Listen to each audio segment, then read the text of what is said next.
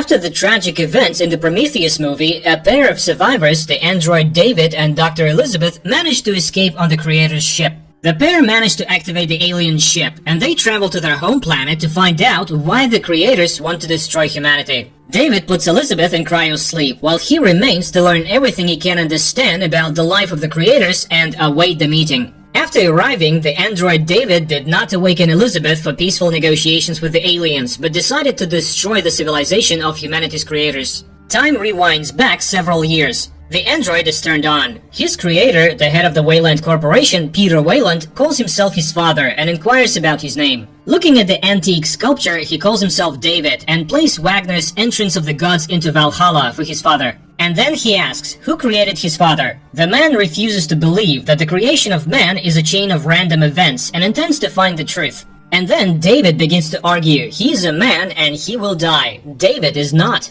This does not please his father, who takes him down a peg by forcing the android to serve him some tea. The action moves to the year 2004, when the space colonial ship Covenant flies to the planet RG-6. While the crew is in anabiosis, the ship is watched over by a Walter android, a complete copy of David. Every day, he inspects the compartment with embryos and rejects those in which he notices deviations from the norm. Suddenly, there is a release of cosmic energy, then an explosion occurs, and Walter announces an early awakening of the crew. But as a result of the accident, some of the crew and colonists die, and the ship's captain burns up in his cryo capsule. His wife, Daniels, has a hard time dealing with her husband's death, since the flight was entirely his idea. At this time, the new captain, Christopher, is gaining determination to take command, which is not easy for him because he's a man of faith, which is not welcomed by his superiors, who consider faith a relic of the past. But his wife supports him, and the man goes to the bridge. He thanks them for their trust and orders them to begin repairs immediately, despite requests for time to honor the dead. Walter calculates that the repairs should take 48 hours, but advises to get out of this sector quickly.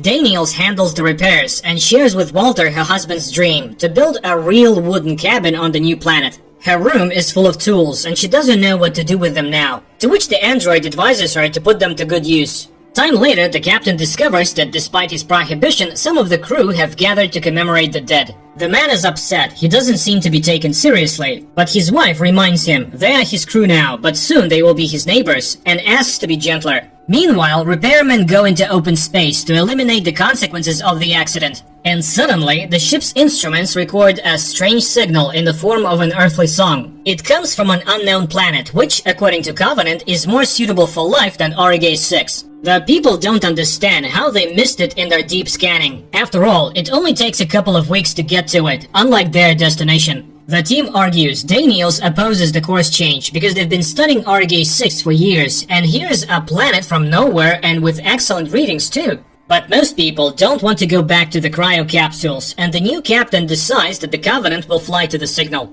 The ship switches to a circular orbit. The descent module with a group of explorers goes to the unknown planet and gets caught in a terrible storm. It has to land on the water of a large lake, as there are only mountains around. The module's pilot goes to check the landing systems, as the landing was hard. The rest of the crew go outside. The people survey the landscape and are surprised. There is vegetation, including wheat, old but not wild. The crew splits up. Karine, the captain's wife, and one other person head off to collect samples for research, while the other group goes in search of the source of the signal. Soon, the people find fallen trees as if something big flew by, and then they notice something strange. There are no animals or birds in the area. Meanwhile, a magnetic storm intensifies on the planet, and Covenant loses contact with the module. Karine is collecting samples of everything that can be studied when her escort leaves. The man does not notice that he has stepped on strange orbs from which black spores fly out and penetrate his ear. At this time, the second group finds the wrecked Maker ship. The people go inside, where one of them is also infected with black spores. But the man does not understand the danger and hurries after the others. The people go inside, and there Daniels discovers a tag with the name Elizabeth Shaw and understands that this is the remains of the Prometheus expedition. But why on this ship? Then a singing hologram turns on, and the people realize that they have found the source of the signal. At this time, Karine's escort begins to suffocate. The woman informs the crew that they are returning to the module and asks the pilot to prepare the medical bay. Hearing this, the team decides to return as well when the second infected man becomes ill. The pilot meets the pair on their approach and tries to help the infected man. Karine leads the man to the med bay, but the pilot falls a little behind. As they enter the room, the pilot sees a strange growth on the man's back. The frightened woman jumps out and closes the doors, leaving Corinne alone with the sick man. She runs to the deck house and asks the crew to return as quickly as possible. Her husband, the Covenant pilot, tries to reassure his wife, but due to communication malfunctions, he can't figure out what is happening on the surface. Corinne, meanwhile, asks to be let out of the med bay when a nightmarish creature emerges from the body of the infected man and attacks the woman.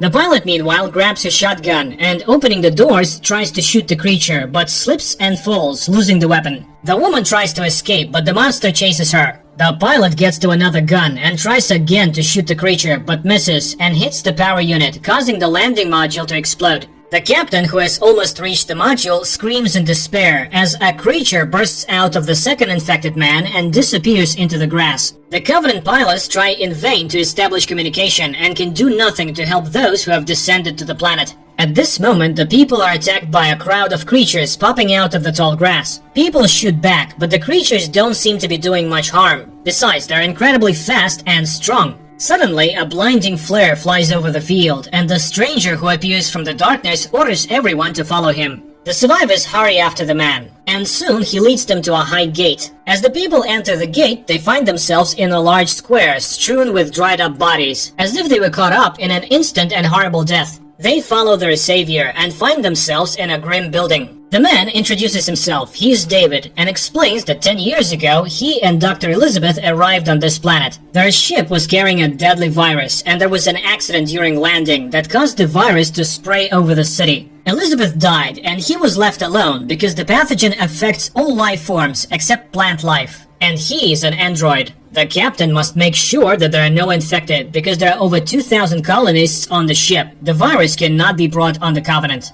At this point, one of the crew notices that the signal for help cannot get through the rock and asks for permission to go outside, while the android Walter volunteers to talk to the android David, hoping that his brother will tell him everything without any secrets. The humans try to contact Covenant, but the storm that has broken out makes it impossible, so the pilots of the ship decide to descend to the maximum permissible level. Meanwhile, Walter inspects David's accommodation, marveling at his insect drawings. David is fascinated that they look alike and teaches Walter how to play the flute, telling him about the death of their creator, Peter Wayland. Walter informs David that people were concerned about androids' independence and ability to think, so a new generation of androids like him, Walter, was created. At this time, one of the female crew retreats to a side entrance to clean up, while the captain apologizes to Daniels. She was right, they shouldn't have gone down to this planet. They lost 5 people and it's his fault. Meanwhile, David tells Walter the story of his arrival on the planet. When their ship arrived on the planet of the creators, David flew up to the square of the large settlement and opened the ship's airlock. Those greeting the ship saw a dark cloud of biological weapon above them. The makers tried to flee, but the spores caught up with them everywhere, causing them to die in misery. Then David shows the grave of Elizabeth Shaw, who was remarkably kind to him.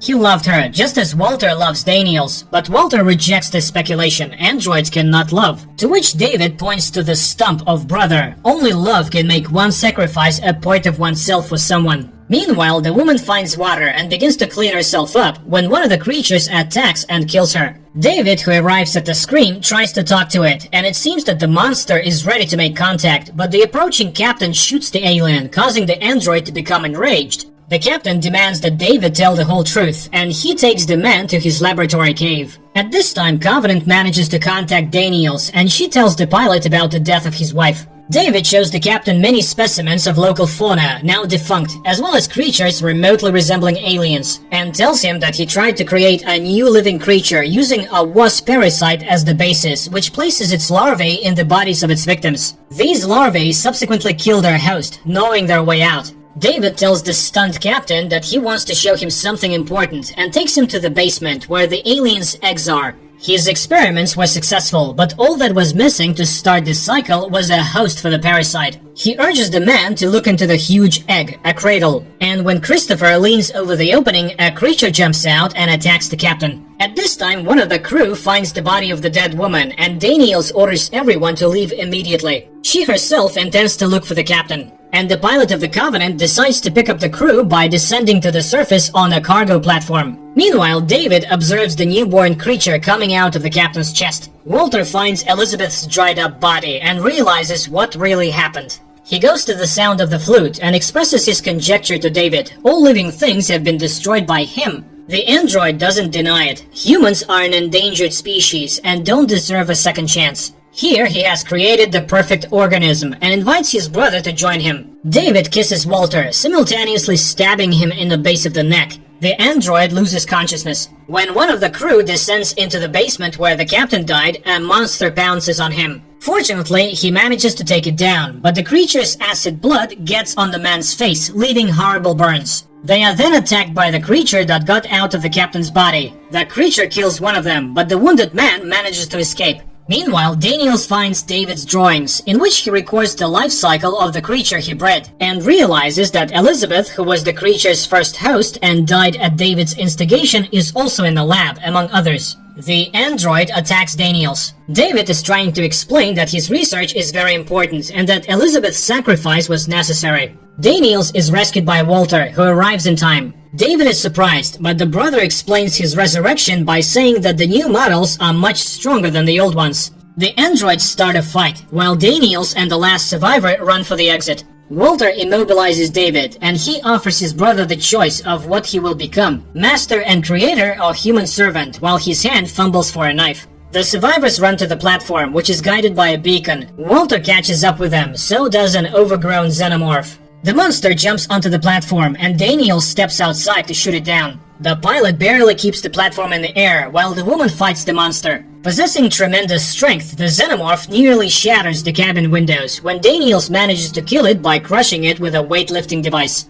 Walter takes Daniels inside, and the platform flies to Covenant. The wounded are treated, and Daniels thanks Walter for saving her life. The woman is elected captain and assumes her duties when one morning the ship's AI reports the discovery of an unknown living organism on the ship. Armed with guns, Daniels and the pilot go in search of the monster and realize that it has come aboard in the body of the man it wounded. Meanwhile, the monster kills a pair of astronauts. Daniels and the pilot track it down and cunningly lure it into a compartment that has an exit to outer space. Wearing a spacesuit, Daniels acts as bait, standing on the edge of the ramp, and the pilot jettisons the machine, which takes the xenomorph overboard. Daniels and the pilot embrace. It's finally over. The ship flies on. Before sinking into anabiosis, Daniels asks Walter if he will help her build the cabin, fulfilling her late husband's wish. But he simply remains silent, as if he doesn't understand the question. At this point, she realizes that Walter is David, but does not have time to do anything as she sinks into sleep. Left alone, David asks the ship's AI to turn on Wagner's music for him. He then goes to the compartment with the sleeping colonists, takes out 2 creature embryos hidden inside him, and places them in a shared incubator.